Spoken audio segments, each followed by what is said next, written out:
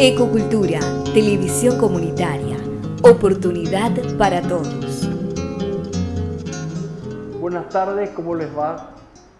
Hoy estamos con la compañía de Fernando Griffith, que es un joven que está llevando adelante una idea realmente maravillosa. Él nos va a hablar un poco de Paraguay Poderoso. Yo quisiera que él mismo se presente porque realmente él conoce más de lo que él hace y de cómo llegó a esta idea que está teniendo mucha fuerza en un grupo de personas que cada vez es más grande. ¿Qué tal, Fernando? ¿Cómo estás? ¿Qué tal, Hilario? Gracias por lo de joven. De veras. Sí, porque me hace sentir joven, entonces me voy a portar como joven, ¿verdad? Voy a creer las cosas de los jóvenes. Yo creo que siempre somos Sí. jóvenes. Sí, yo creo que sí. Es por lo que menos, creemos, lo que importa. Sí, justamente. en lo que se refiere a conocimientos, normalmente una persona que está interesada en tener mayor conocimiento de lo que ocurre o de lo que pasa a su alrededor o en el mundo entero, que ahora el mundo cada vez más chico, creo que eso nos hace más jóvenes cada vez. Sí, completamente, así mismo. Lo que creemos es lo que importa. Justamente sí. Por eso nace Paraguay Poderoso, como una iniciativa al comienzo privada, ¿verdad? Me refiero a que empezó en la familia, ¿no es cierto? Pero que pretende cambiar la forma como vemos al Paraguay, porque entendemos nosotros que a partir de ahí va a haber un cambio de conducta. Es imposible creer que algo significativo va a pasar en Paraguay si es que no hay un cambio de creencia acerca de lo que el Paraguay es y de lo que puede ser sobre todo. Entonces por eso existe el proyecto Paraguay Poderoso. Bueno, la verdad estoy totalmente de acuerdo contigo, pero es importante que la gente piense, y yo creo que vos también pensás, que el gran porcentaje de pobladores del Paraguay, yo me incluyo, somos poderosos. Solamente que existe algo que tiene que ver a lo mejor con nuestra historia reciente, pasada, antepasada, como se quiera llamar, que nos impide concretar nuestros sueños para que nuestro país sea cada vez mejor, ¿verdad? Y tiene muchísimo, existe mucha materia prima, Sí. en la geografía, en la gente, en su historia, en el gran corazón que tenemos todos los paraguayos. Así es, ese algo que vos decís, Hilario, quizás sea lo que nosotros llamamos una herida social. Hay un Paraguay herido aún. En el Paraguay tuvo lugar, aparte de nuestra historia, ¿verdad?, colonial, tuvimos una historia trágica en la guerra de la Triple Alianza. Y después de eso hemos fallado en reconocer cuál era el problema que existía en el Paraguay. El problema es que no hemos asumido de que se trata de un país en reconstrucción. Para que tengan una idea de la catástrofe humanitaria que sufrió el Paraguay, que generó después una catástrofe educativa. Fíjense que para el año 1915, eso es 45 años después de la guerra, imagínense. 1915, finalizada la guerra del 70. 45 años después de la guerra, sí. Imagínense que el número de egresados del colegio, ¿sí?, que terminaron el colegio, era de 115 personas. En todo el Paraguay. En todo el Paraguay. Eso ya nos da idea de la magnitud de este problema. Aparte de eso, nosotros, vos sabés que mi esposa y yo somos colegas, nos dedicamos gran parte de estos 5 años que tiene el proyecto a buscar evidencias, así como hacen los arqueólogos, ¿no es cierto?, pero desde las neurociencias, buscar evidencias de esas heridas emocionales, de esas formas de conducta, asuntos que tienen que ver con la educación, con la historia, y hemos visto de que hubo una enfermedad indetectada en el Paraguay.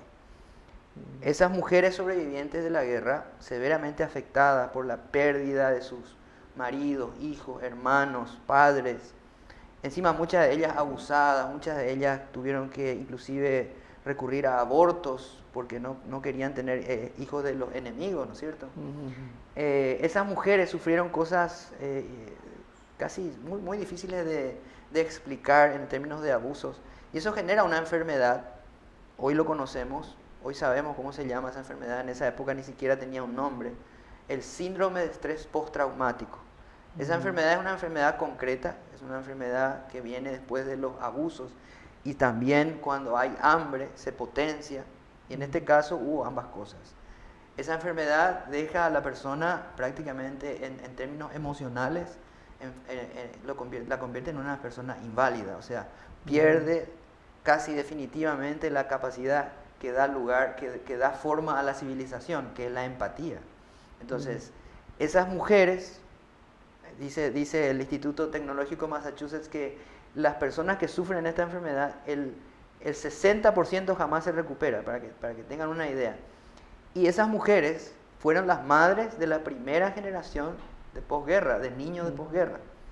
Tales así que los niños nacidos en la posguerra sufrieron, en términos educativos, un gran vacío, porque esas madres no estaban emocionalmente preparadas para transmitir lo que era la verdadera nacionalidad paraguaya, ¿verdad? Claro. Entonces, esa generación que creció así,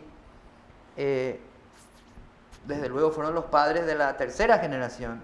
Entonces, hasta hoy se arrastran algunos elementos que empezaron después de la guerra, ¿no es cierto? Por lo que vos decís, es una enfermedad que se transmite de generación en Claro, generación. se transmite socialmente a través de... Se transmite socialmente. Claro. Entonces, ¿te parece que llega a nuestros días? Yo creo que sí, son 7 generaciones, ¿verdad? Son 7 generaciones, es muy poco para que esas cosas se olviden, ¿verdad? Yo, en el Paraguay de posguerra, los siguientes 30, 40 años, la gente ni siquiera quería hablar de la guerra, ¿verdad? Sí, se hablaba poco. Se hablaba muy poco. Se hablaba poco. Y no es que se hablaba poco de la guerra nomás, se hablaba poco luego, ¿verdad? Porque fíjense como Rafael Barret, por ejemplo, escribía poemas como Los niños del silencio, cuando él veía a los niños paraguayos que ni siquiera lloraban ni reían, según él, ¿no es cierto? Esas son evidencias de la catástrofe humanitaria que generó después una catástrofe educativa, ¿no es cierto? Sí, hemos fallado en el diagnóstico por 150 años. No hemos hablado de eso. Hemos sufrido tantas otras cosas: revoluciones, inestabilidad política, otra guerra más, dictadura, etcétera. Pero nunca nos hemos dedicado a analizar seriamente y a asumir seriamente la reconstrucción del Paraguay. Claro, y la reconstrucción del Paraguay tiene que ver con curar esa herida social, como vos decís. Absolutamente. Que realmente cuando dijiste herida social, vos sabés que somos pirimbá, como dice la gente, sí, ¿verdad? Uno siente, porque sí, es una definición que yo no había escuchado antes. Aunque seguramente sabía, ¿verdad? Hay una herida de algún social. Modo en tu interior sabes que es así, ¿no es cierto, Sí. Hilario? Hay una herida Sí. social y hay una herida que alcanza a todos los estratos sociales y a la gente de diferente nivel cultural Así también, es. ¿verdad? Así mismo es. Yo soy una persona que trato de comunicarme, fui muy tímido antes, pero después superé. Y claro, trato de comunicarme y decir lo que yo siento y lo que yo pienso. Y vos sabés que eso hace que en muchos grupos yo sea marginado. En serio, Sí, porque sí.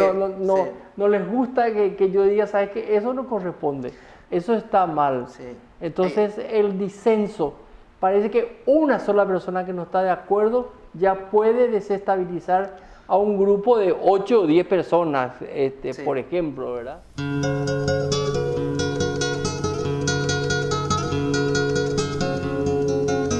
Ecocultura, televisión comunitaria, oportunidad para todos.